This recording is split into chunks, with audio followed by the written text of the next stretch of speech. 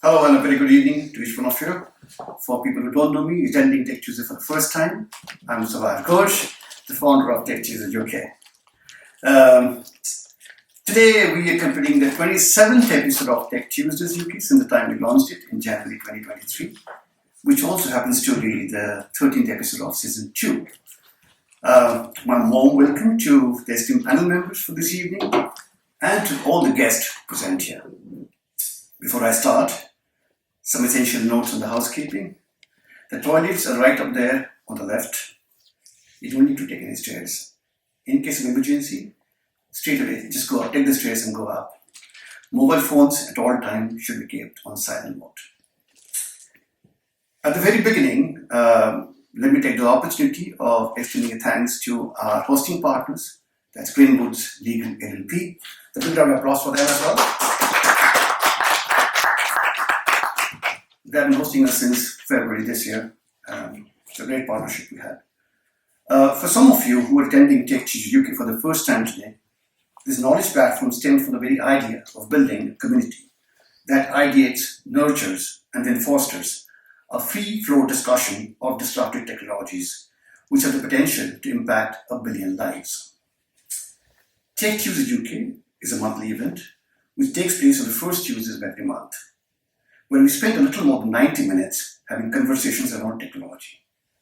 The most unique thing about Tech Tuesdays, which you will realize, that this is a free-flow conversation where we do not have a given script, a moderator, or a given set of questions.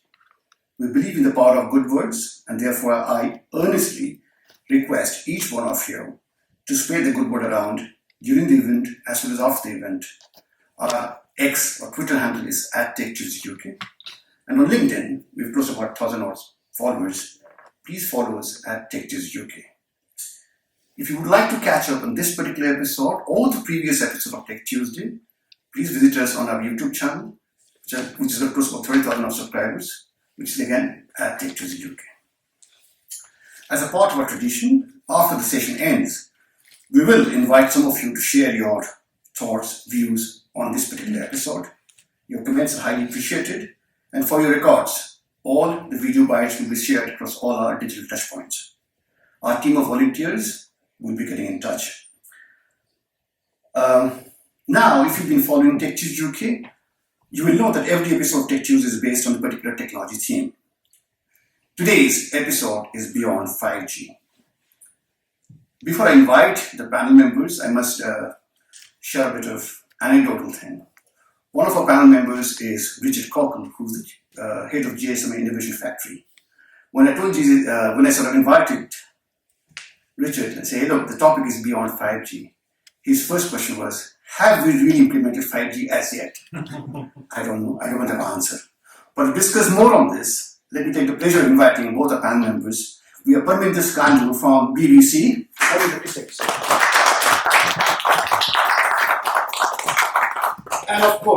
And of course, we have Richard Catapult from GSMA.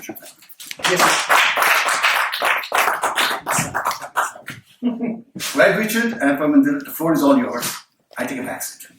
All right, so leaving it to us then. That's a bit dangerous, isn't it? Start with an intro, maybe? Yeah, you can go first.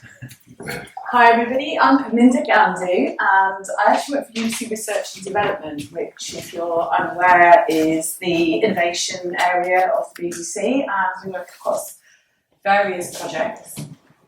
Prior to moving into R&D, I was operational as an audio engineer across BBC Radio News.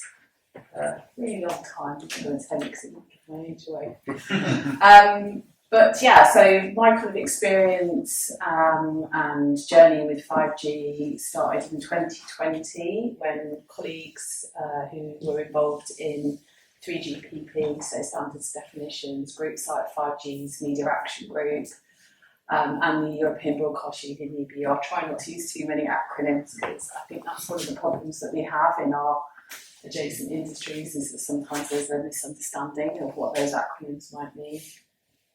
And yeah, so we have been exploring how 5G might enable us to create content, to provide connectivity and to enable distribution as we move towards fully digital IP workflows from what we would say glass to glass, so that's the glass of the camera lens through to the glass of your television set.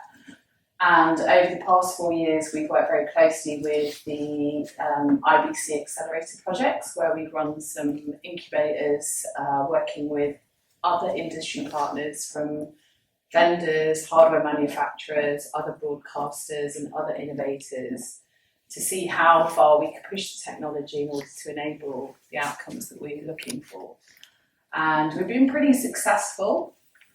So far, we've managed to move away from what the mobile network operators have been able to provide and not use the public network. And in conjunction with our partners at Strathclyde University, who have got a spin-out called Mutual Wireless Strathclyde Software-Defined Radio, we've been able to implement and deploy a standalone private 5G network. And most notably, we did that at the King's coronation. It was also utilised unexpectedly when the Queen was moved from her final resting place, Edinburgh, back down to London. So it's already shown us that to try and provide coverage of events that are a little bit unpredictable in terms of what's the connectivity guarantee like, it's a breaking news story, there is no alternative, it's already proved its value in that space for us. And then more recently, we deployed the network again in Northern Ireland. So for those of you that don't know, in the very north of Ireland, there's a really crazy motorcycle road race that happens. These guys reach speeds of over 200 miles an hour on some parts of this course, and it's not unusual for some very hairy moments to happen. In the past, they've relied on helicopter connectivity in order to be able to broadcast those pictures back. Slightly unreliable. If you've ever watched coverage of things like the Tour de France or other racing, you'll have witnessed that drop out and break up of connection. By deploying this private network, we had 3 antennae which created a triangulation of coverage for us at sort of key points across the race circuit. And what that meant in terms of editorial ambition was that we were able to go live to cameras at certain key points in that race that had never ever gone live before. So again, that 5G connectivity enabled that. We wouldn't have been able to do that with any other solution. So that's just kind of like an overview of my experience and the kind of area of expertise that I'm here to speak about this evening. Wow, well, now I have to follow that now, don't I? That sounds super interesting. I think we will be getting moderated today, so I think I might be asking you a lot of questions.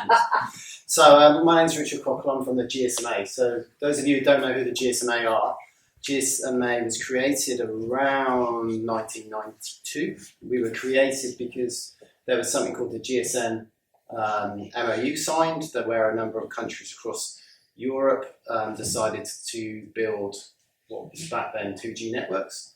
And those 2G networks they built independently, but then they decided to fulfill the real promise of mobile. They needed to have something called interworking, interconnect and roaming. So the GSMA was created as a body which was essentially created to support them to make that happen. So if you can imagine, they're competitors in their own market, but they realise there's an international need.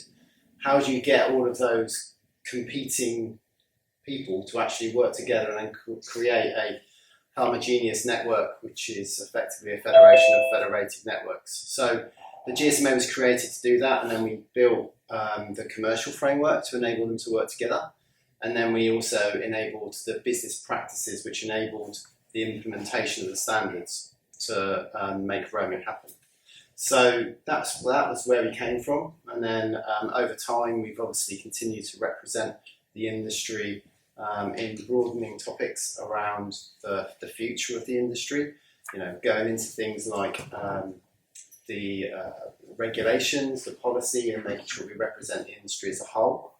And we've also taken a leading role in the implementation of new technologies. So when a new GE comes along and comes out 3GPP, we work with the global mobile operators to define the business processes to make all of that work. As of today, we are the Global Trade Association for all mobile operators. We have 700 mobile operator members. We have a board made up of the 20 like the 16 biggest mobile operators by connections and by subscribers from around the world. So everything from Verizon and AT&T in North America, Telefonica, Vodafone, GT, etc. in Europe, China Mobile, the Japanese operators NTT, SoftBank, and then down into people like Singtel. So we continue to try to drive that homogeneous networks. And my role in the GSMA is leading up our innovation foundry. So that's very much there to try and stimulate new technologies to be defined, to be shared, and to enable the industry to work together. But also, why I'm so interested in what you were talking about is I'm responsible for connected industries. So that's very much looking to see how do we take mobile technologies and then start to understand the needs of other sectors. For too long, the industry has spent time trying to tell other people what they want to use, rather than understanding the pain points of what are the challenges that they have, and then working out how do they meet those needs, and then developing the products which meet the needs of the people in that sector. And I'm sure there's a few, we'll probably be able to touch on some of that stuff as we talk through the discussion. Yeah, so that's me. So I think the plan was we were just going to throw a question out into the audience. Yeah, we were. So I think I'm going to go with my question first of all.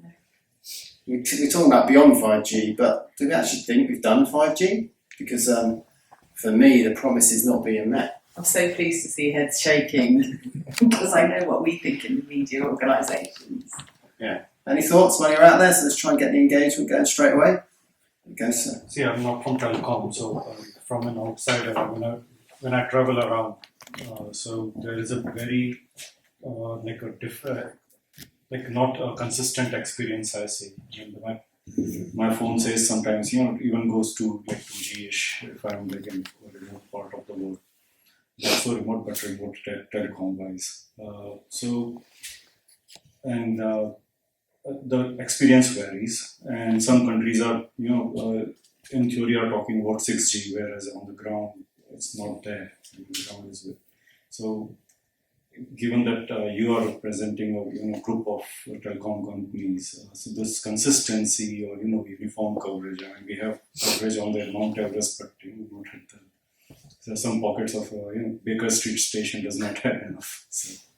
Yeah, and just to tell a little story, if you don't mind, I was with my daughters, and they were looking at their phone, and this E symbol popped up, and they were like, "Oh my God, Dad, is this some new capability that's been released by the network?" And I was like, "Well, not really. It was kind of what I was using when I first started working for Vodafone back in 2001." And the thing was, we weren't exactly in Timbuktu, like you were saying, or anything like that. We were somewhere between Shenfield and Chelmsford, and it's just and we're on the train. So we're here to talk about beyond 5G, but I think we really need to put the context of connectivity and what that footprint looks like across the globe. There are things that the operators are just trying to do. There's some structural stuff within the industry that needs to happen to probably enable us being able to solve some of those problems, and some legacy stuff in Europe. But I think there's I think that's the fundamental problem. And when we're talking about 6G, I think and beyond 5, we should really keep that in context. Absolutely. I'm assuming there are some telecoms people in the crowd. So, do you have any comments on that?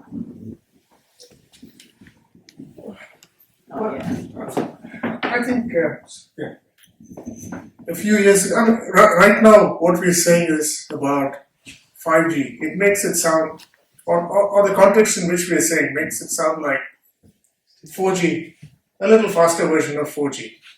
But I remember reading about 5G, and at that point it was supposed to do a lot more. It was supposed to You were supposed to be able to slice it. You were supposed to have vehicles talking to each other, and driverless cars then using 5G. There were some amazing things that were said about it. So that was the kind of remit we were talking about, 5G in those days. I don't think we're anywhere near that as of now.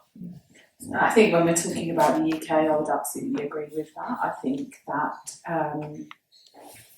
for us as broadcasters, traffic prioritisation or slicing was something that we were really pitched by the mobile network operators, and it was pitched to us as a connectivity solution for sort of, imagine something like a breaking news story, you know, an incident has happened, we've deployed a crew, we need to be able to get pictures and audio bi-directional if it's alive as well, and obviously tuned to upload speeds rather than download speeds. And it was talked about for a good number of years, and actually because that never materialised, that was why we then started exploring our own standalone private 5G networks. One of the things that I should also say about that is that currently the way that technology is deployed is dependent on availability of spectrum. So at the moment, obviously the BBC's got a great relationship with Ofcom. You know, we're very adept at using radio communications. We've been doing it for over 100 years. There is a little bit of the spectrum which is earmarked for testing and trial, that's in the 3.8 to 4.2 gigahertz. So fortunately, we're able to utilise that at the moment. And actually, when we were in Northern Ireland, there was a bit of old MOD spectrum, I think, left over from when the Troubles existed, that they've just kind of held on to in case there should be some sort of need for it in the future. And we were able to utilise that. So spectrum is still very much an issue for us as broadcasters. We haven't solved that problem. But to go back to your original point, I've got an anecdote actually. I was in a taxi recently. The taxi driver said to me, "Oh yeah, this AI is going to take all our jobs." I was like, "Oh really? That's interesting." Yeah, I had this guy, it transpired, long story short, that he had picked up the chap who sold, I forget his name, the guy who owned DeepMind and sold it to Google. And he had sat in the back of the taxi and basically told this cab driver that AI was going to take over everything, there was going to be driverless cars, yada, yada, yada. I then explained to the cab driver that actually that wasn't going to happen just yet because we don't have the level of connectivity that we need to have in order to make that happen. I know there are definitely parts of China where there's sort of full connectivity. We've probably all heard stories about drivers getting caught asleep at the wheel and stuff because they're being constantly monitored due to the 5G coverage that they have over there. I think also when you talk about the creative industries, a lot of the creative industries are small or medium enterprises. They're not at the size of the BBC or Sky or Warner Brothers. And in order to create more opportunities for those creative industries to innovate, so if we're talking about future audience experiences, immersive content, virtual reality, augmented reality, we really need 5G to deliver what it promises in order for those in bits of the industry to be able to, you know, do something exciting, contribute to the UK economy, contribute to the British reputation, create jobs so that we're not losing everybody to the West Coast because that's where the glamour seems to be at the moment. So I think there's lots of really interesting tangential issues that have sort of become obvious when we've realised that 5G hasn't delivered. I mean, it is just 4G plus in most places at the moment, isn't it? We're still mostly on the 4G network. There isn't a full standalone network. I believe Vodafone and O2 Depends on the definition, doesn't it? Well, go on then, give us a definition. No. Okay. It depends. You know, 5G's been launched for a long time, apparently. But I think a lot of the promise which you described earlier on actually comes out of future releases, or I should have said, came out of future releases, like Release 18, which came out of 3GPP quite recently in Etsy. You know, that a lot of what you were talking about there has really only been standardised in the past couple of years. So, you know, we've been talking about 5G. I've had a 5G on my phone for, I don't know, 4 or 5 years now, and that's really just a radio bearer that sits on the back of a 4G network. So, you know, 5G standalone, operators in our sector are doing it. It just takes a bit of time. There's the whole investment case and being able to justify the spend. And, you know, we're constantly under the regulatory environment of competition and, you know, number of networks in, you know, every market. You can see markets across the world that are accelerating. If you look at the US, you can see that, you know, they're really taking big steps and their coverage is, you know, very, very impressive. But that's, was it 400 million people? 3 network operators and probably some smaller regional players.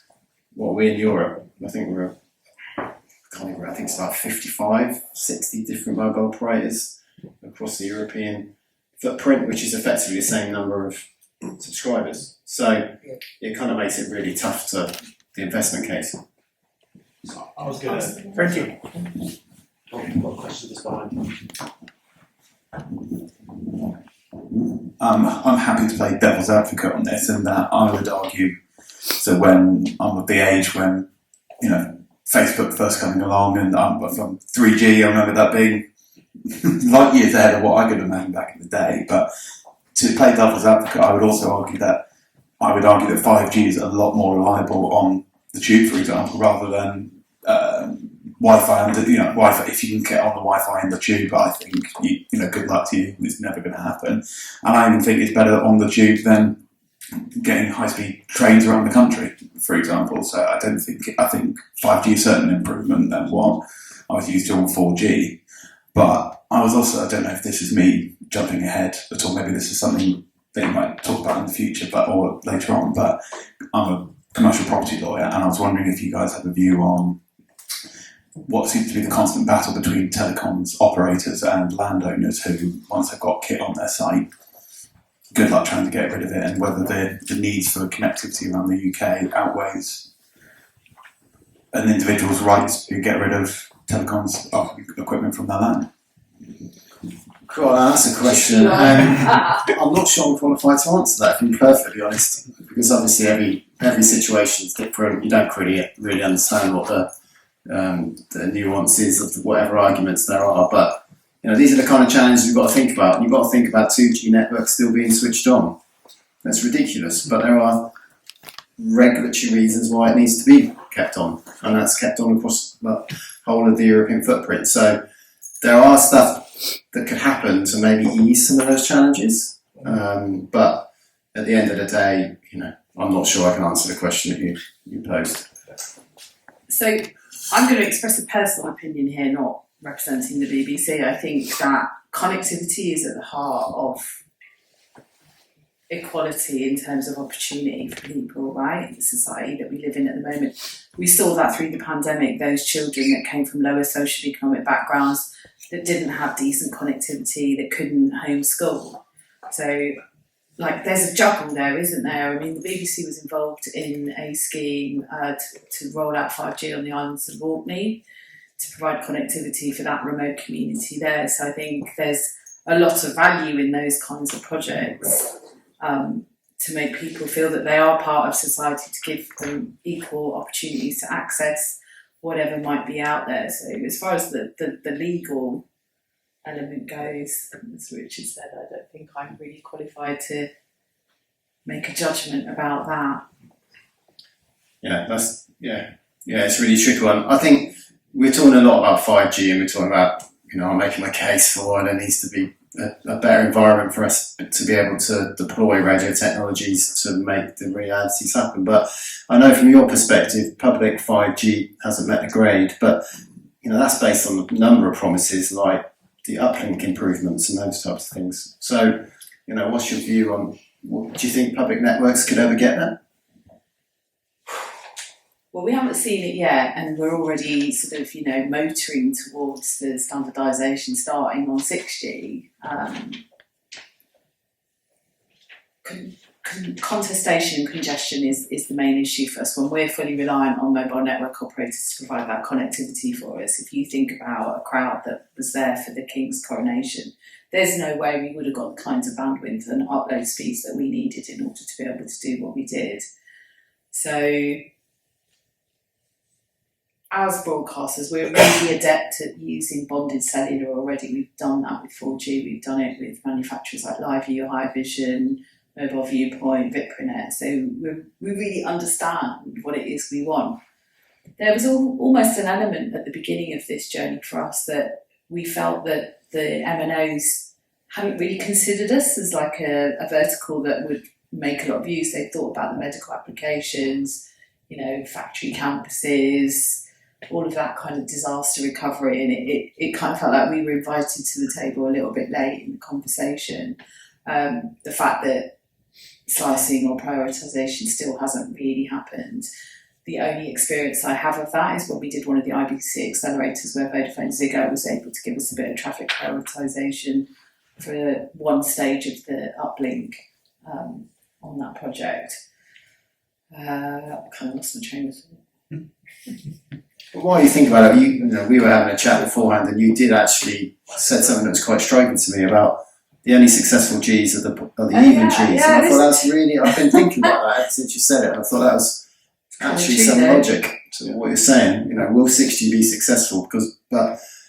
Because when you read about it, the requirements that I'm reading about sound really similar to what's in 5G Advanced. So is it just that 6G will finally catch up? So I think 5G is just going to be an enabler. I mean, when we're talking about what's happening in the sort of media and broadcast space and the kind of experiences we want to try and enable, I mean, has anyone done any Apple Vision Pro stuff yet? So this is the kind of room where I would expect people to be sort of, you know, very early adopters of that kind of technology. So to me, that's down to connectivity, right? You can't sell people amazing experiences on the move and then they can't access those amazing experiences on the move. So is it a blocker, or are people just going, okay, well, we'll smooth out all of the niggles in 5G, and by the time 6G is launched, we'll have lower 4-bit satellite connectivity, potentially we'll have inter-satellite connectivity that will be part of that whole non-terrestrial network architecture as well. And you know, that could be the bit that's missing from the connectivity piece right now. Yeah, and it's as if you led me into something I'd like to say. It's just around, you know, the GSMA was created around interconnect. So, you know, you brought in satellites. We're doing some work within the Foundry with the European Space Agency, looking to see how we can integrate into terrestrial networks and the non-terrestrial networks. And there's a vision around trying to create, you know, a environment where there's handover and interaction. But for me, there's almost like a vision around maybe the 6G timeline, what they say in 2030, where we could have homogeneous networks which come from satellite to public networks to private networks, and you know, depending on the commercial and technical arrangements between those networks, you can imagine a lot of interworking and roaming between them. And I guess that would solve some of our coverage challenges and enable some of those use cases. You can have your private network. If you go out of range, you just switch onto your public network. Yeah, I mean, it's got to be seamless though, hasn't it? Yeah. We can't be doing so. One of the solutions that we've deployed quite commonly as well is Starlink, just because that was in beta at the time we were doing all of our experimentation. Where's that going to lead in the future? You know, will we find there are? I mean, we know Project Kuiper's now motoring ahead. I think it is very much a case of watch this space. It's my first fun of the evening. But I did have another thought while you were just speaking a moment ago, and I'm going to throw this out to the room. Do we think that the public negative perception of what 5G was, particularly around the beginning of the pandemic when we saw cell towers being destroyed and, you know, a lot of conspiracy theories abounding, do we think that maybe that stalled things? And then obviously the removal of the Huawei technology from the infrastructure. Anybody have any thoughts on that one? Yes. Please go ahead. Well, it did stall things. So if you look at the confidence in being able to build new sites, it was put back by some of the damage to sites. Some of the investor confidence was lacking at the time to support the operators in investing more. And that wasn't just a UK issue, it was an international issue. On the Huawei front, clearly that was a major disruption to those operators that had already committed to a major slice of investment in terms of Huawei kit. It was mainly Huawei rather than ZTE, but in reality it's caused huge disruption to rip that out and replace it with something new. So some would say that 5GSA or 5G Advanced has been put back by that. So let's be realistic, within the trade that is true. To go back to the point raised by the lawyer on my right, I would also say that the ability to use public land is a lot easier than in some countries than in the UK. For example, in Denmark, there is a presumption you can use public land without all the planning regulations that we have in the UK. There's not a big debating society that exists in Denmark as we have over here, because they've laid down some rules which are pro-investment, pro-coverage, and that's why they have some significant initiatives in places like Denmark. You can also see the approach to looking at new industries in some countries. Let me just quote Denmark again.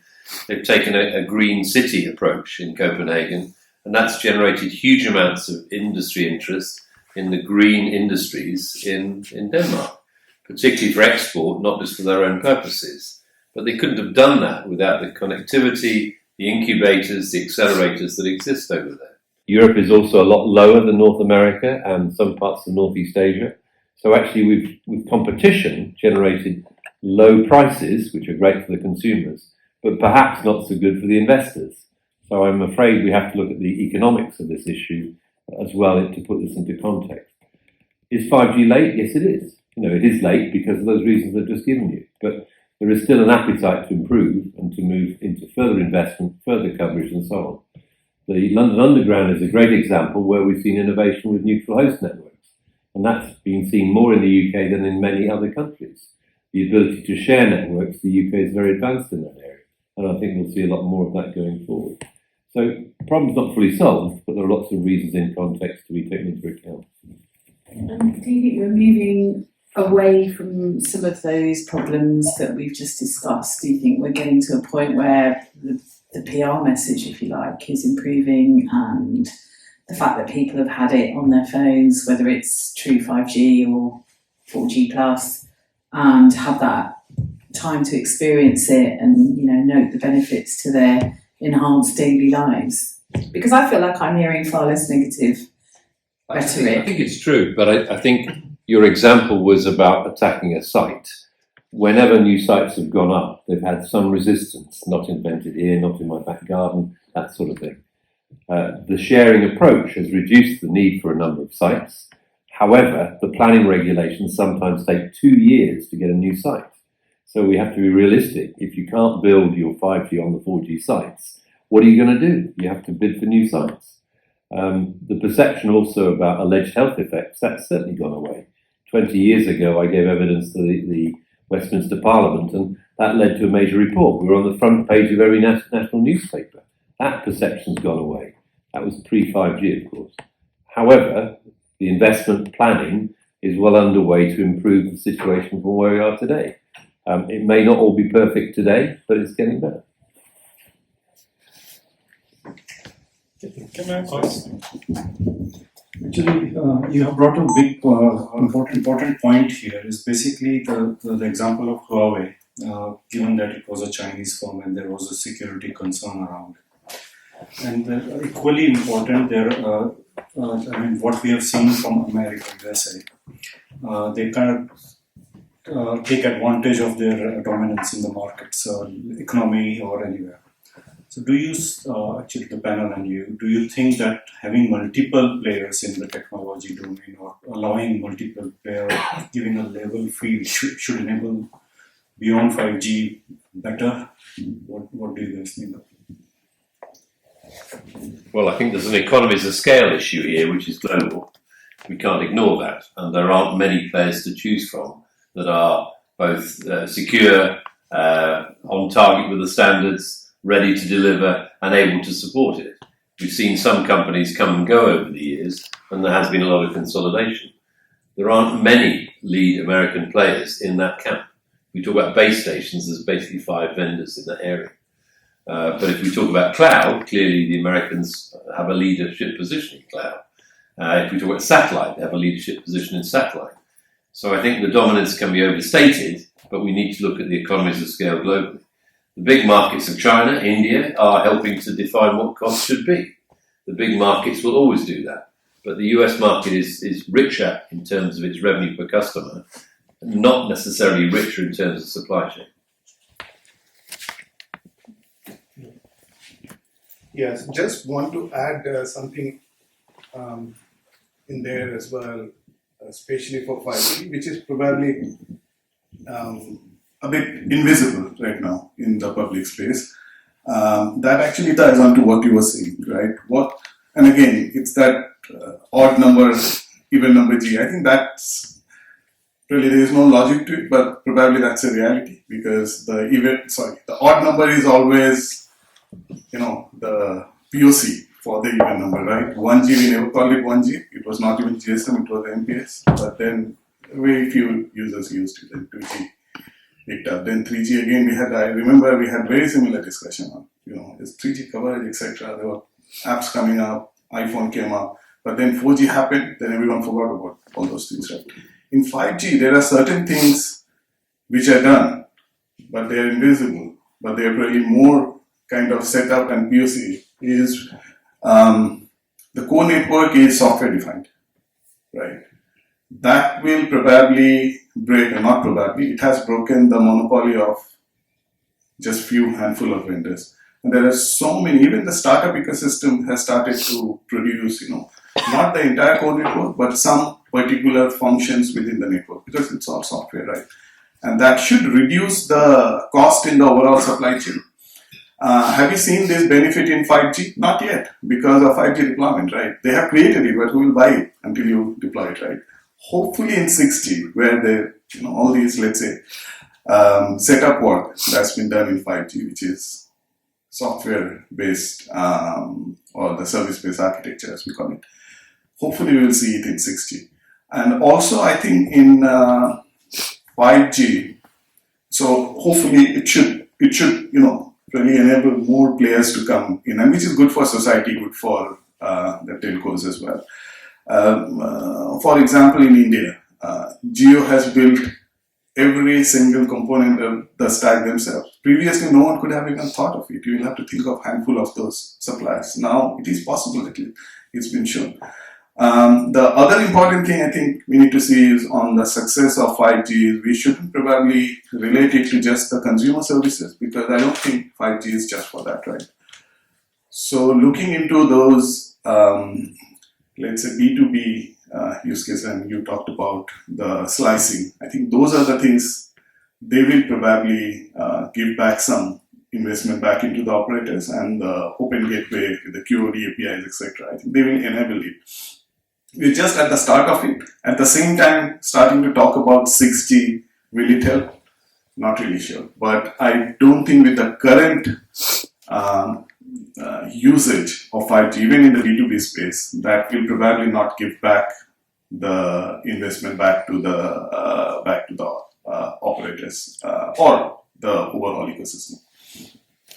Yeah, and I think from our perspective, that's certainly, and I'm talking on behalf of the GSMA now as well, I think that's the conundrum, the investment conundrum. If you're we're really trying to limit the requirement for the investment for a 6G network. It should be really considered that the huge investment that's gone into 5G, all of the new capabilities which are coming along should enable, a more profitable way to run a network.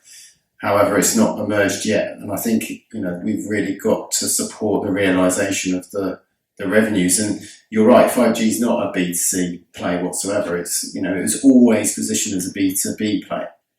If you look at the growth of the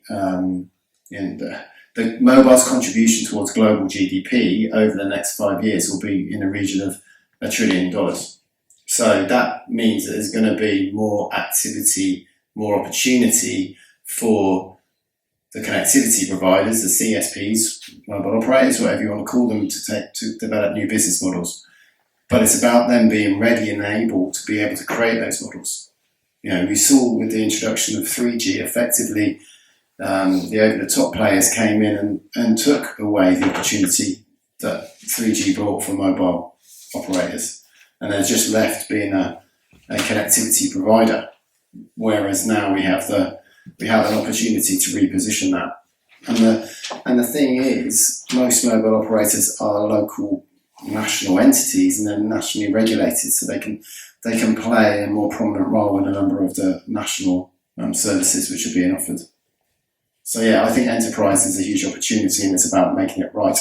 The conversation should be with people like yourself around what the needs are of the broadcast sector, what the needs are of the health sector, what the needs are of aviation. I was over in Canada. I was over in Canada, and we were talking about how for the UAVs, so the helicopters of the future, how they're going to be connected and how they're going to be identified and what technologies they're going to use to be able to be connected, to track, to identify themselves. And then, why not use 5G, 6G technologies? We'll be connecting from the satellites very, very soon. You're already talking about direct-to-device on IoT. You're seeing over in the US with some of the relationships of Starlink, etc., at least SMS messaging happening on handsets in remote regions. So really, how long will it be until that's more effective?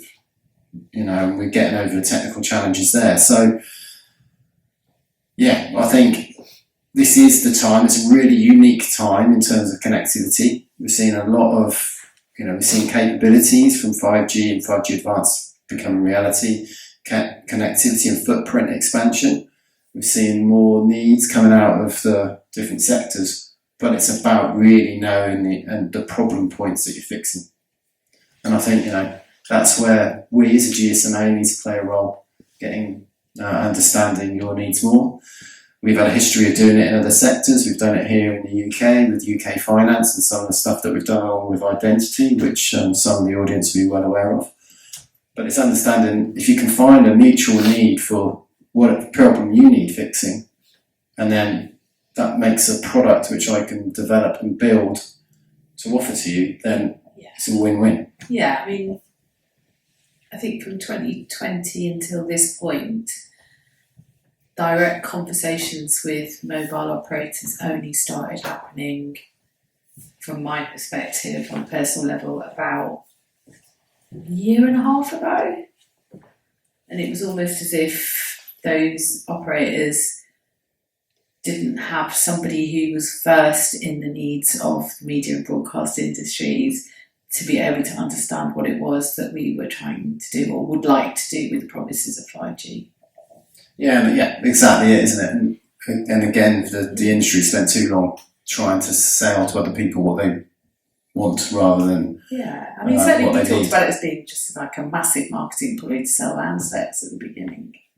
Yeah, definitely. Yeah, and I think that's where the B2B conversations will change. But I know mobile operators need to start thinking more like technology providers. I can give some examples where they're still talking about selling effectively like IT type services, but with the mindset of an operator. I'm not allowed to talk about pricing, so I'm off the record on saying the word. But pricing it in a way that is a software mentality rather than a mobile. Not selling minutes or SMSs. You're selling access to software as a service. So it's really that kind of mindset. There's probably more people here, and I know there is more people here that can understand it and articulate it a lot better than I can. But yeah, it's a mindset shift. Yeah, just hearing you mention software as a service, certainly many of the services which would have been hardware-based, vendor tie-in with service agreements for content distribution, particularly in media and broadcast, it's all turning to software as a service now. I think that's just the new technology model, isn't it, as we move forward into the next decade. Yeah. Now, I think we've spent a lot of time talking about networks. So what are people really expecting from 6G? What is it going to be? Right, is it going to thinking that everything? I just have a sort of different observation, but before that, I realize everyone who's asking question is not introducing themselves. Kindly, that's right. So this is my observation. I started my career in 1994 and have been part of the Indian mobile story since 95 when it was launched. Now it's a perception. Why it's a perception? Because there are not too many factual details about it. Since the time mobile was launched and now it's 5G country, people always have an issue in terms of planting or establishing a BTS tower on top of the building. This is a health issue. Okay. Now, end of the day, it's all we're talking about information superhighway. So the faster the bandwidth, the quicker the areas are. So whether it's 5G, 6G or 7G, God knows how many Gs will come and go. Which is good. But then this perception, which has been partly proved strong, and most parts of India, there are active action groups and other parts of emerging countries as well, who really die hard to stop people from, sort of establishing BTS on top of the roof. So, just want to understand from your point of view, is that still going to pose a health threat, challenge? Any take on this?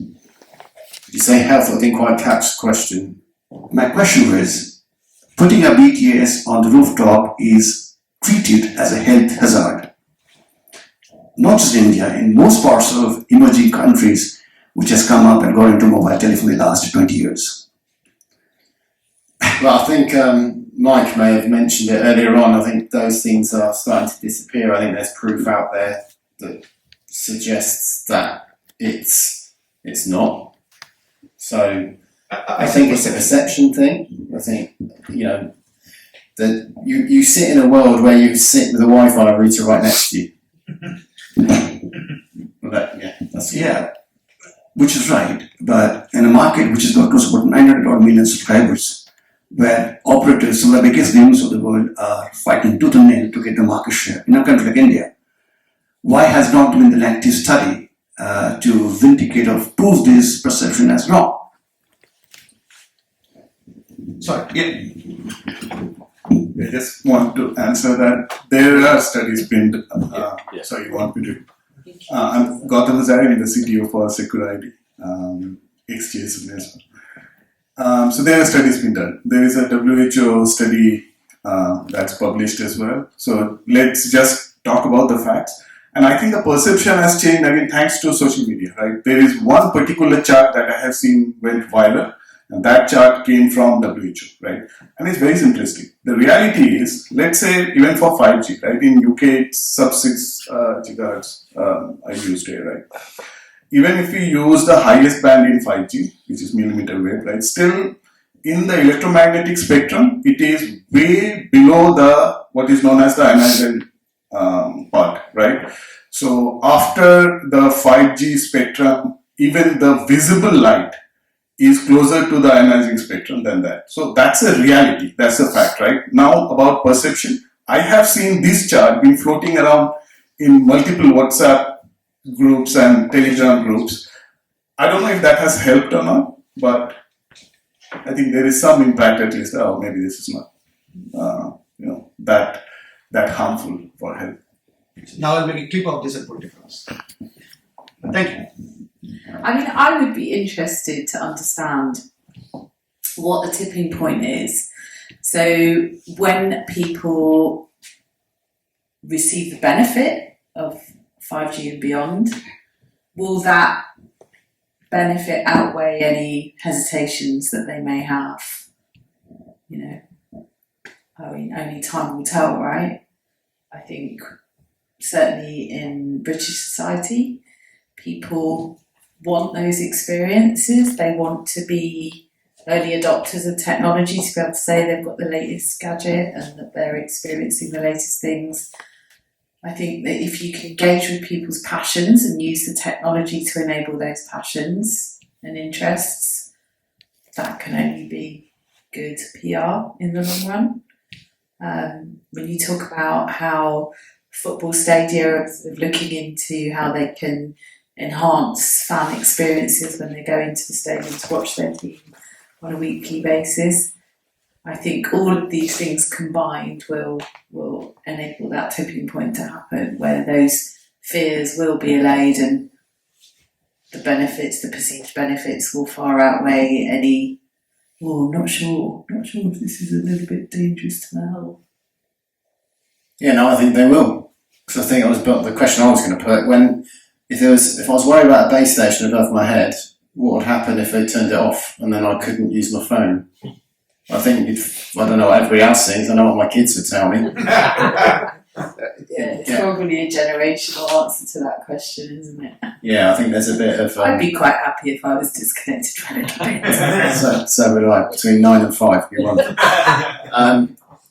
So I think they will outweigh, and all of the immersive tech which is going to be coming beyond 5G, 6, and then promise of 6G, sort of around your kind of immersive technologies and all these smart glasses and was it the smarts? Digital twins. Lovely digital twins and the sensors that I'm going to inject into me. And we worry about a base station, but I will be apparently injecting myself with sensors that are going to go around my body, sending out like Wearing a hat. yeah, exactly.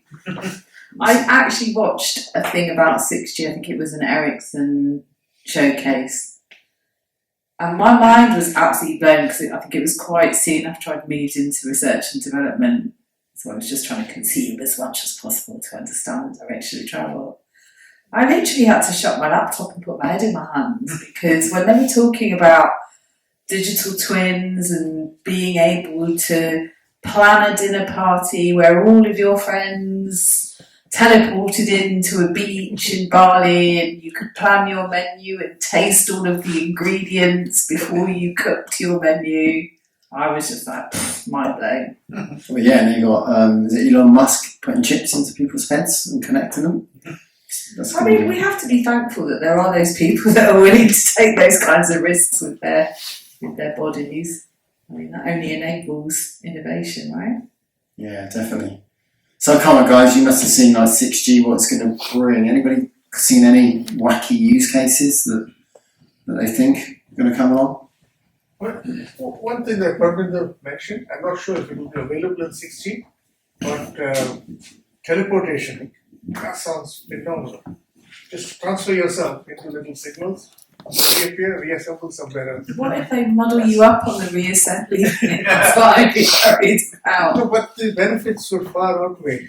We wouldn't have to get many more flights and worry about jet lag. Exactly. To conduct business, it'd be great. No more polluting the atmosphere. So, Well, that brings us nicely on to sustainability. Oh, yeah, we haven't touched that Can't yet. not mention the S word. There's Makran. Instead of actually labeling, what do you want for, or 5G or 6G or future technologies, I think it doesn't really help to a consumer, right? Even if I'm connected 5G, but I can't measure it, or I can't really say how effective this is, right? I don't know. I probably pay for that tariff to a mobile network provider.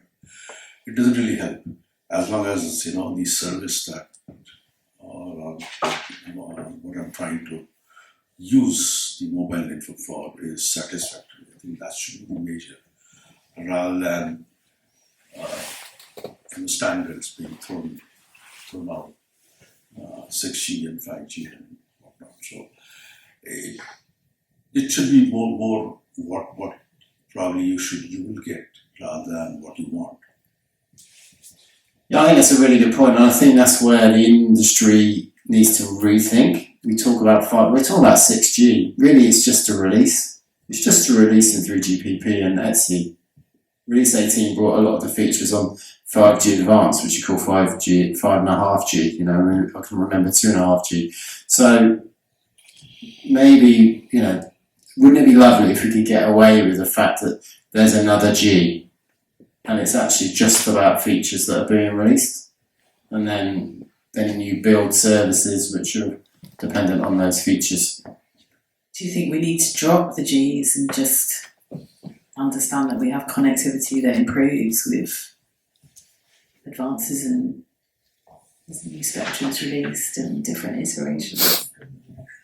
I would, my personal opinion, or do I think it's a GSMA view?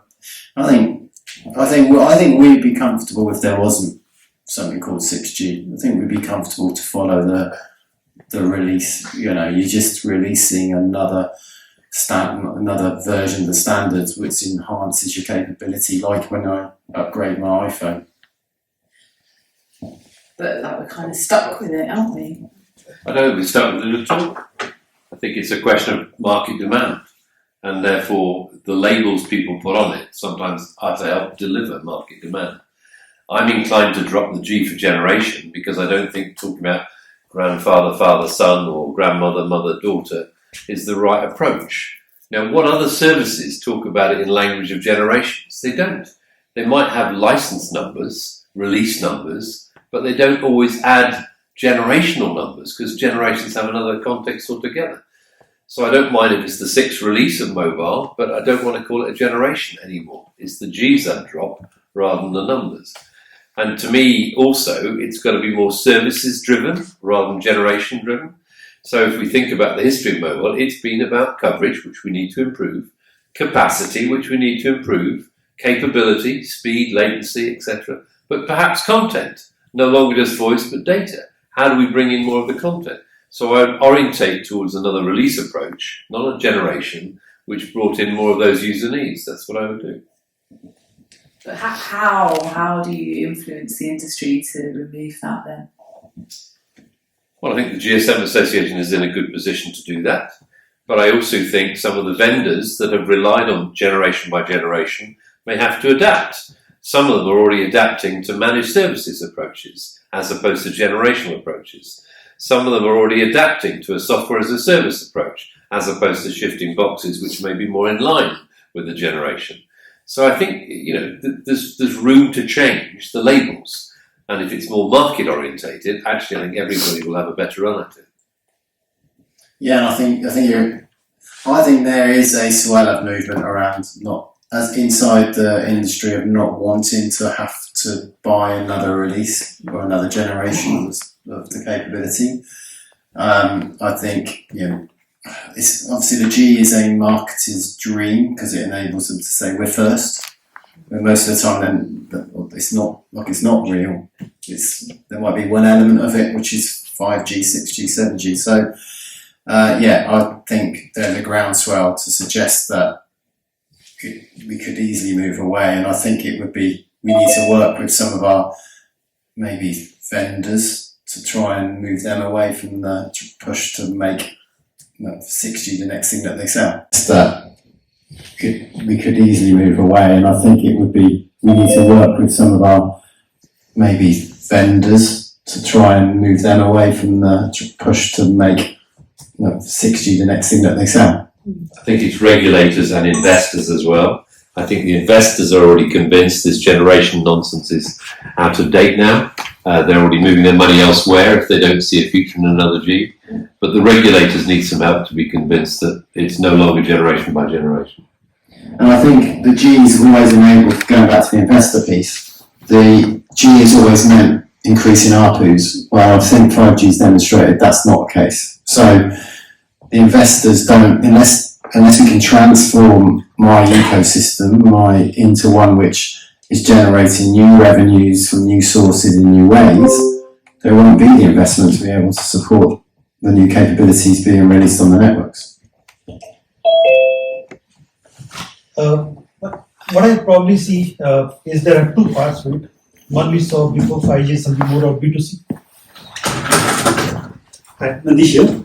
So what I see is there are two parts. One is B2C, which is below 5G, which is more consumer driven, where the 5G and later probably more B2B driven that will be there. And in those cases, until you have something more of a handset, like handset is the major factor for B2C. That is what drives.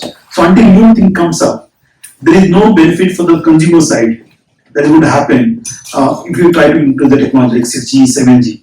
So they will do, it's a handset driven, so it's going to stay that way. So if you increase the capacity, latency, probably consumer will not matter much. It's more the business driven as you go ahead 5G, 6G. So in that case scenario, how long do you think that there is something that will come after handset for the consumers to enjoy the benefit of the 6G, 7G part? Is there something that can come after the handsets? If I've understood your point, I would suggest that it's what I referenced earlier on. So certainly within broadcast and media and entertainment, it is about the kinds of experiences that it will enable. Within BBC's research and development, we're working on immersive projects at the moment where people can come in and join a live lounge but in an immersive world. Now, at the moment, most people are doing that from their homes on their Wi-Fi with a little bit of sort of guaranteed bandwidth. I think there's probably going to be a desire for people to be able to do more of that kind of stuff whilst they're on the move.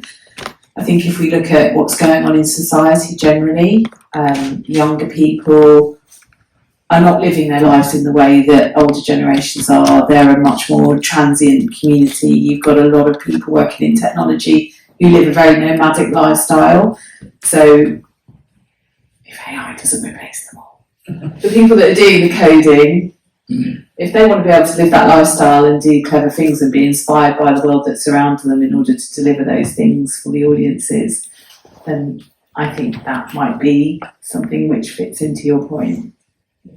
Yes, I was thinking like how you have the Meta coming up with the glasses, you have to do that. So instead of handsets, you can drive it through glasses. Will the new technology help drive that? Or instead of have a watch can drive that? So I think so. I think we've seen that, haven't we? We've seen evidence of that. Yeah. I think people are very excited to be on the vanguard of what's new with technology, particularly when it's experiential. Yeah, and the problem is, right, so when people are talking about beyond 5G, you're trying to do that in a national coverage. Yeah.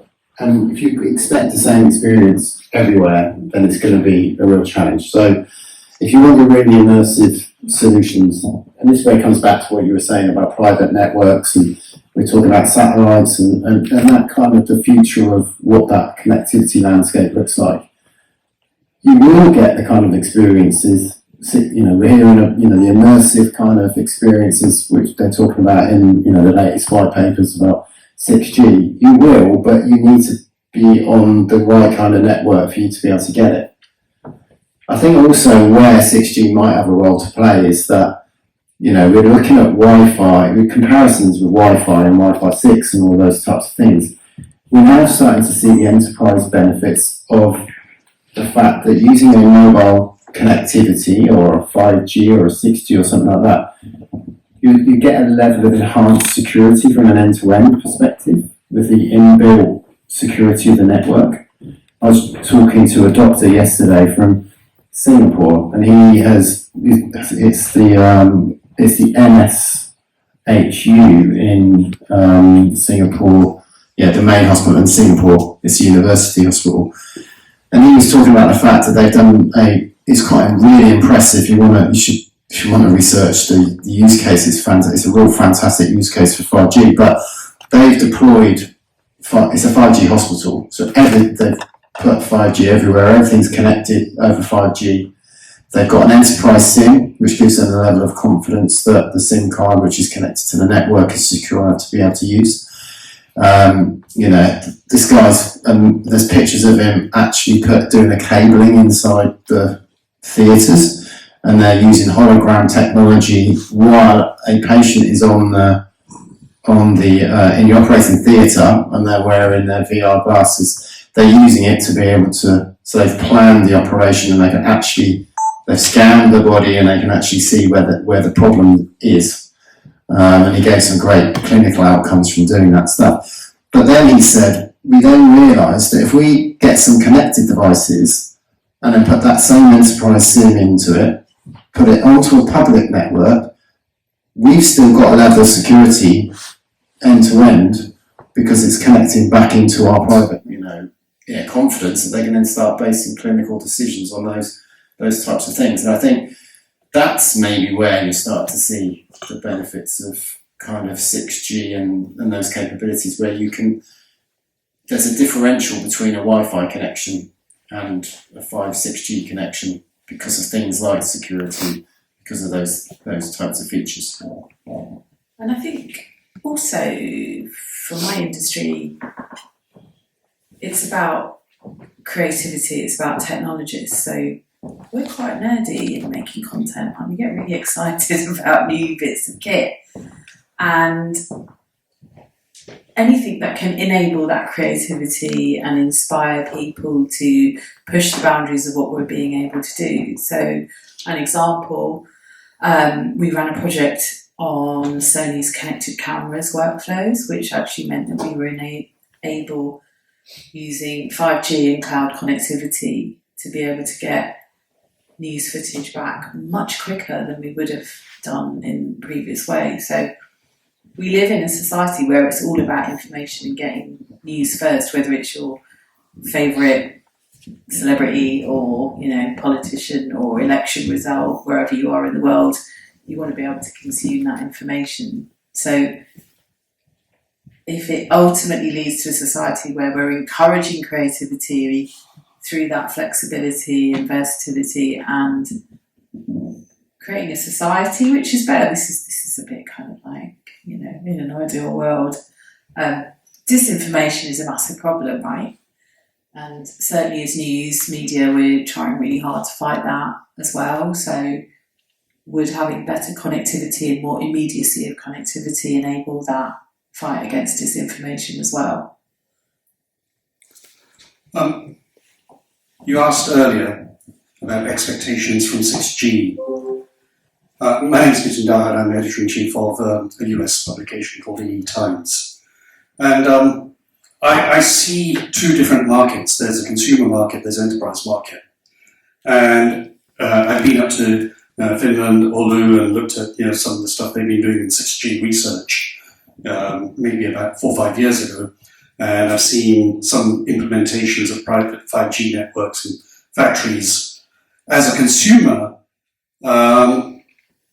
there's real cynicism maybe in places like here in the UK and parts of Europe. When I go to US and China, the 5G works, it's pretty good.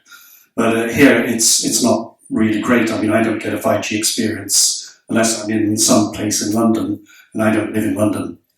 So is there going to be the promise of 5G was enhanced mobile broadband, low latency. You don't get that as a consumer. Maybe in private networks you have that. 6G, what I've seen from what I've written as well, it's all about faster, terabits per second. Again, it's enhanced mobile broadband and low latencies for VR, AR, digital twins, etc. I think, and I'm asking you the question, have the operators got it wrong? And is there something, you've already discussed this generational thing, but maybe 6G isn't really any good until we make 5G work for the consumer and maybe enhance it for the enterprise. Because, I mean, also I produce content like you, but I'm not BBC, so I don't get access to private networks. So when I'm doing video interviews with CEOs around the world, I have to download it to a lacy drive and then go to a laptop and then go to a fixed connection to go and upload that video. I cannot do it by mobile. There's something wrong for small business, for consumer. Enterprise is winning, I guess, because that's where the money is for the operators. What is the solution, and what do you want us to have with 6G? Well, I think from my perspective, it's finished a puzzle on 5G, deliver the promise, which is basically 5G advanced. Well, that's the uplink fix.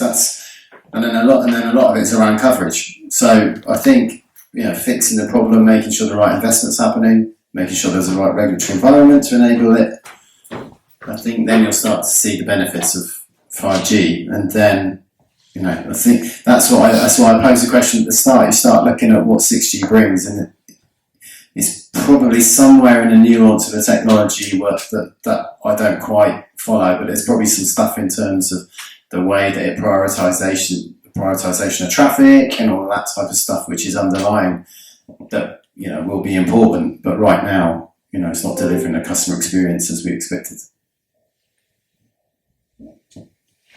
Sure, I've got anything more to add to that one. Pardon? I'm not sure I've got anything more to add to that one. I'll tell you what, we've done an hour and a bit, and we haven't even said the word AI yet. That's quite impressive. That's how I whispered it, didn't I? Because I really didn't want to say it.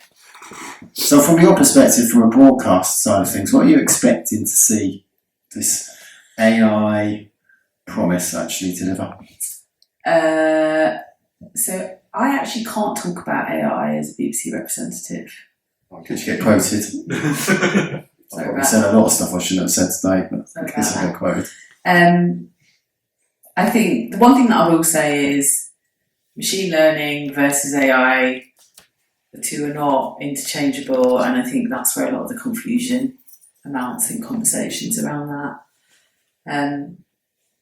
As I said earlier, we are working towards being able to ensure that any verification of content is truthful and honest. Our brand and reputation is everything when it comes to that. So if connectivity means that we can report live from a remote location and bring on the ground experiences to the audience, then yeah, that's really important for us. Yeah, and I think the reason I asked the question is obviously because a lot of the story around 6G and even some 5 is around AI, and I was just interested to understand what that could mean for your kind of sector. I think, I would just love to know what people are seeing out there, how they think AI could actually, really enhance stuff. Well, what do you guys want from beyond 5G? So when 5G first became a thing and you heard all the promises, were you excited to get your hands on that connectivity, and did it deliver what it promised, or were you just left with a bit of a damp squib experience? And how much time has passed since then, and has that improved? Well, I have to say, in this country, we don't really have a good 5G experience. Whereas when I go to the US and China, it's amazing. So. And do you know what the timeline is on the standalone network? Does anybody in the room know? It's happening as we speak. I know it's in progress, but yeah, I think it's different markets, different timelines, different operators, different timelines. So it should be happening. Do you think there's a need for more of the operators to work more collaboratively? I don't know the answer. I'm putting the question out there to those of you that are in Well, I think they work collaboratively now, but there has to be strong competition in each market where they are performing. I'd like to go back to your question on 6G and link it to AI, if I may. One of the things I really fear with AI is it becomes a more exclusive solution for the few, not the many. You hosted, as GSMA last week, a very good AI summit looking at some of the potential with AI. But I was shocked to hear that if there are 7,000 languages, only 16 of them are in the large language models of AI today. So there is a high risk that not only do we have a digital divide, an internet divide, but we also have a language divide. So I think my hope for 6G is, if it comes along, not called 6G ideally, but it will be more inclusive of the needs of different markets, whether it's coverage or capacity or capability, but also language, not just having exclusive languages for the Western 16 languages that dominate the AI world of today. If we don't have it, we're going to have people excluded in this country, because not everybody speaks English here. Not everybody speaks the 16 languages listed here. We need conversion techniques from the languages that are chosen so that everybody can be involved. But can you imagine people who are not involved anymore because they can't speak the language of LLMs? It's crazy. So that kind of comes back to another subject, which is something I'm very passionate about, and that's why we need diversity in all of these industries as well, so that representation is made. I mean, this is the most amazingly diverse room that I've ever been in on a panel. Can I just say that? To be in a room where the ethnically diverse people outnumber is mega. But yeah, if we don't have that representation, and I think there's something about encouraging people to get into those industries to inform how those language models are developed in order to make the society that we inhabit in the future more inclusive. And also to ensure that, we're using technology to ensure that we don't lose languages, those smaller communities that, are not mainstream, don't speak English, because, there's massive swathes of Africa, for example, that are still not very well connected. That's a whole untapped market as well. But one example given last week was they've done a large language model in Catalonia, because there are 2 million or so people who speak Catalan. And if they didn't have to do that work, who would have done it? So they've actually developed their own. Kazakhstan done the same thing. But Wales, have they done it? Not sure. Thanks, Mike, for seeing that. That's one of my projects in the Foundry. If anybody wants to go and have a look at it, just go onto the Foundry website. So thanks, Mike. Yeah, so that's a massive problem. Like I said, there's 7,000 languages out there. There's, 16. I think that's probably optimistic in terms of the LLMs which are being developed at the moment. My mum's from the Outer Hebrides, that's part of the UK, but she speaks Gaelic, and that whole culture is based around the language. So what we did was we managed to build a relationship with Barcelona Supercomputer Centre. They'd created a Catalan language. We then pitched it to the mobile operators within our kind of boards group, and then Vion put their hand up, and they actually decided to take it forward. The reason why I happened to go to Barcelona and saw the supercomputer, heard about the story in Catalonia, was that I know that the CEO, Khan of Vion, used to be CEO of Turkcell. He created a fantastic business that was based on localized content. So we in the UK, and we're very, very privileged to have access to all of the content which is in an English language. Whereas if you go to these underserved, from a content perspective, markets, there's a real desire and a real need. So he managed to do a digital transformation around that local content for Turkcell, and then he's obviously gone on and now he's part of Vion. And the story around the Kazakh thing was that we signed an MOU with Barcelona Supercomputer that they would support a number of operators. We did some masterclasses between Vion and the Vion guys from Kazakhstan and the Barcelona Supercomputer leads, the research leads. We did 4 or 5 of those.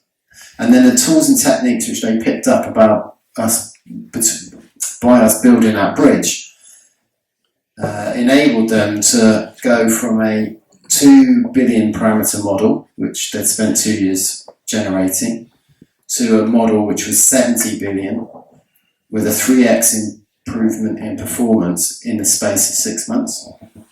So that will be being launched in the next couple of weeks in a kind of true soft launch approach, and then by the time we get to MWC, I'm really hoping that we'll see that being publicly announced as a new service being offered by Vion in Kazakhstan. But the benefit of that is not just about keeping that language alive. So you can imagine Welsh, like Mike was saying. Why haven't we got one for that? Gaelic, why haven't we got one for that? But it's also the ability to be able to deploy enterprise services. So the way they built the model was they went to speak to the government, and because of the relationship with Barcelona, they were the government as institutions started sharing all of their content with Vion. In Catalonia, they also created a unique model of voice capture. So it wasn't all just about written word LLM. They created the ability through the use of the supercomputer to be able to take in the voice script. They had voice scripts, so they basically went out to the community to build it more. And to be fair to the guys in Kazakhstan, they just went to the local broadcaster and they shared with them, I think it was around 2 petabits of data, or bytes of data, which they then consumed and pumped into their model. And so it's now managed to, they are going to be launching that going in the next couple of days. So that is now going to be deployed out across a number of the other markets there. And then that will enable them to have a local LLM, which they can then sell to local SMEs and to local businesses, and they can make, they can close the digital divide, the new digital divide, which is likely to be created through the implementation of AI. So, I think, to the point of there's inclusion and all of the stuff that you were talking about, is critical, and that it will ensure that nobody gets left behind. And even as far as we're talking about that in language, there's 700 mobile operators which are out there in the world. You've obviously got the big groups that have got big engineering teams that can really spend the time researching what they're doing in this space. But you've got probably another 400 or 500 operators that are just, these small carriers that are just providing connectivity that won't have any ability to be able to understand how AI can improve their networks. So we're trying to do a number of activities there to try and close that gap as well. So I think AI is a real risk of opening up, being the new digital divide going forward?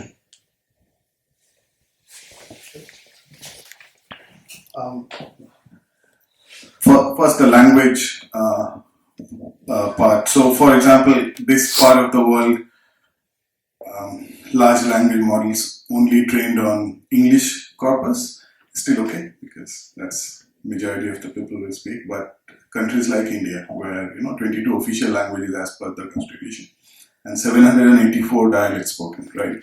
So it doesn't really work if the language models don't support.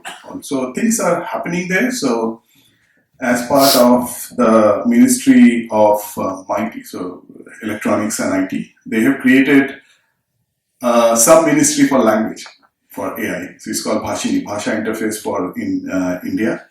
And the problem is not language model, the problem is data corpus. Where is the data to train the model? So that's been sorted right now, and so there are multiple frontier models coming up. I think one data corpus which I saw is being published in Hugging Face just 2 weeks back, right? And it actually covers all the 22 official languages in India.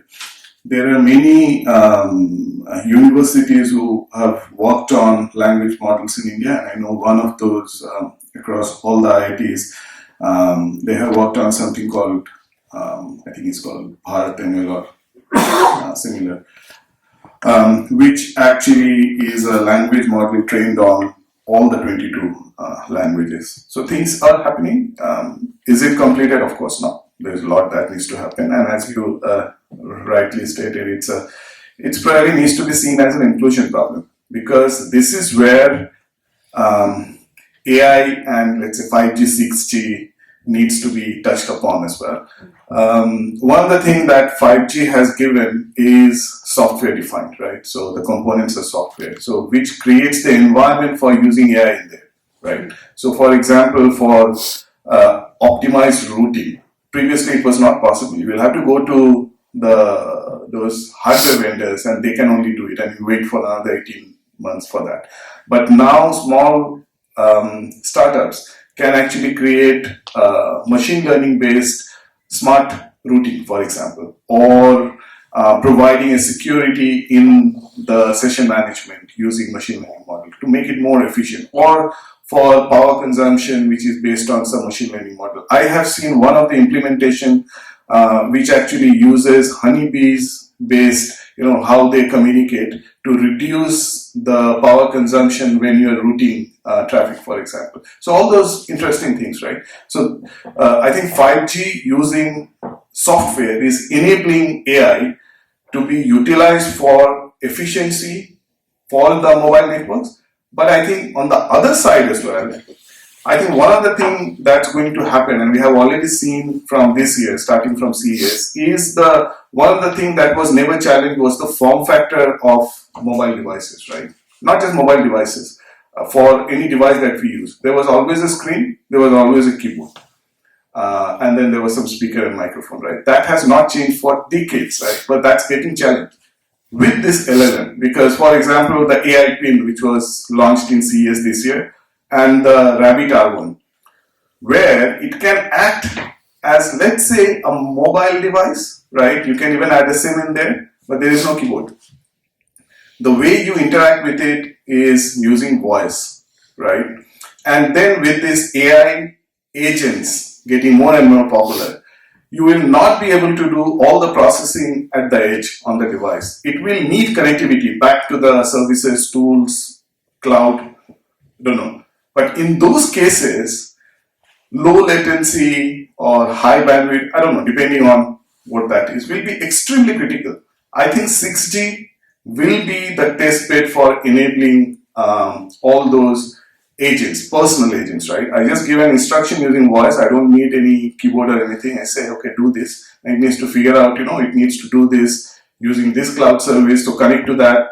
And there should be a reliable connectivity. There should be low latency and so on. I think that's where AI will be utilizing all these, let's say, features which were promised in 5G. Hopefully they will be delivered in 6G.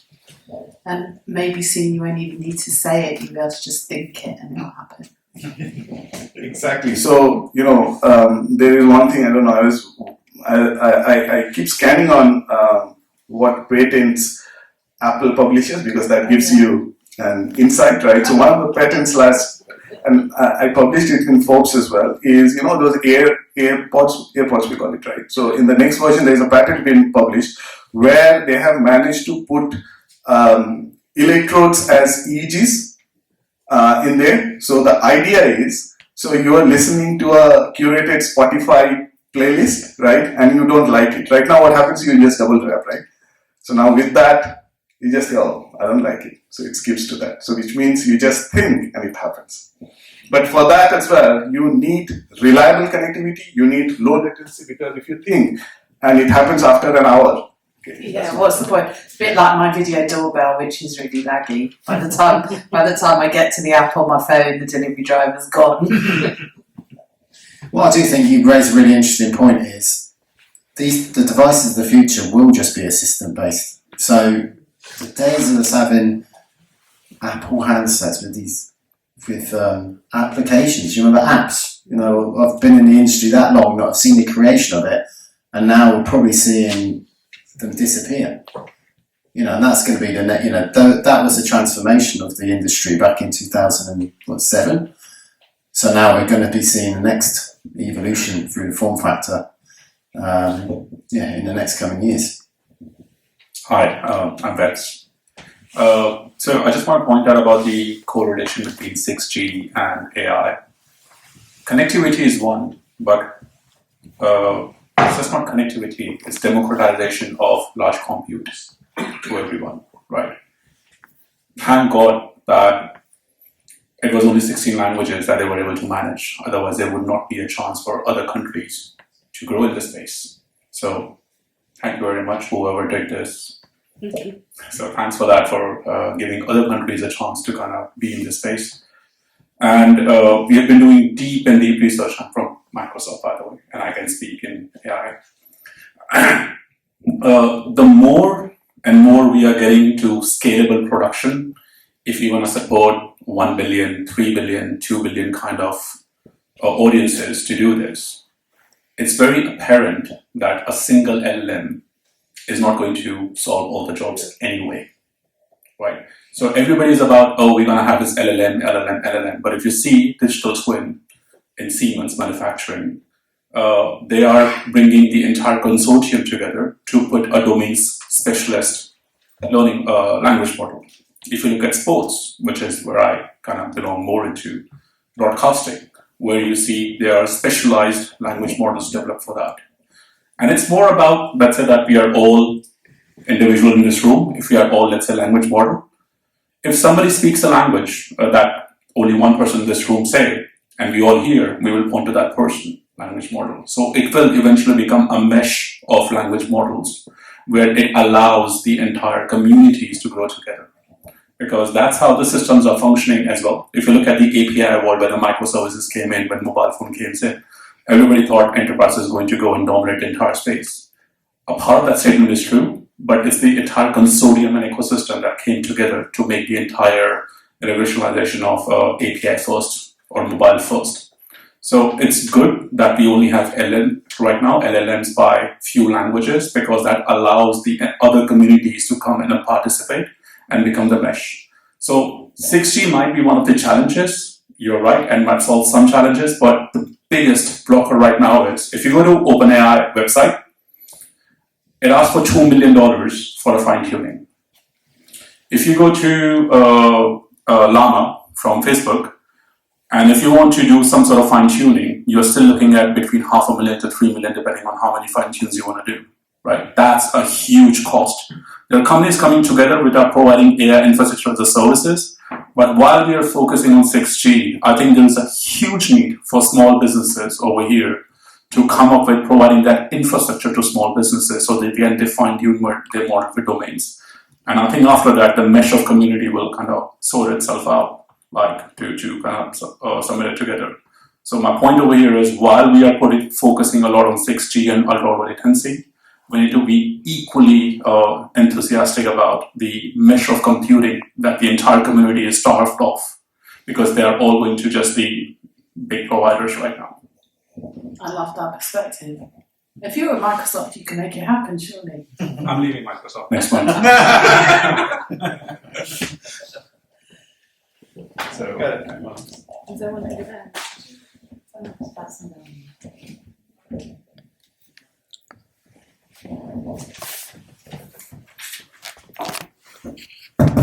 Wonderful. So when Parminder and Richard, we spoke individually earlier last week. Each one of them had their own, I would say, apprehensions of the format. But I'm sure you probably enjoyed the whole process, and I have a lot to say. Thanks to both of you for making it. Thanks for making this a very interesting, engaging, and exhaustive discussion. Big shout out to Mike for helping in putting the panel across. I really made it. Thank you so much. As the process, we would request you to enjoy your drink outside, and then we could volunteer, Rohit and Ifat. They will coordinate some of you and invite you for taking the bites. The next episode of Tech Tuesdays is taking place on the 14th of January, and the topic for discussion is Women in Tech. I would urge each one of you to pass this information to your colleagues, contacts, friends, and have them attend the next episode. Tech Tuesday is going to be back in Mobile World Congress next year. We've only got 2 sort of events already in place, and I'll probably in a better position to inform more about it over the next couple of days. So please following us on our LinkedIn, Twitter, YouTube page to get more information about Tech Tuesdays. And of course, stay in touch before we meet once again next year. In the meantime, I wish each one of you present here and the larger Tech Tuesdays community a very Merry Christmas and a Happy New Year in advance. Thank you so much. Thanks for being here. Before I just wrap up, I've got a small video for Tech Tuesday and I just thought I'd play this. I should have done this in the beginning, but as I keep forgetting things. Oops. Yeah, Marv? You're going to help me. Sorry.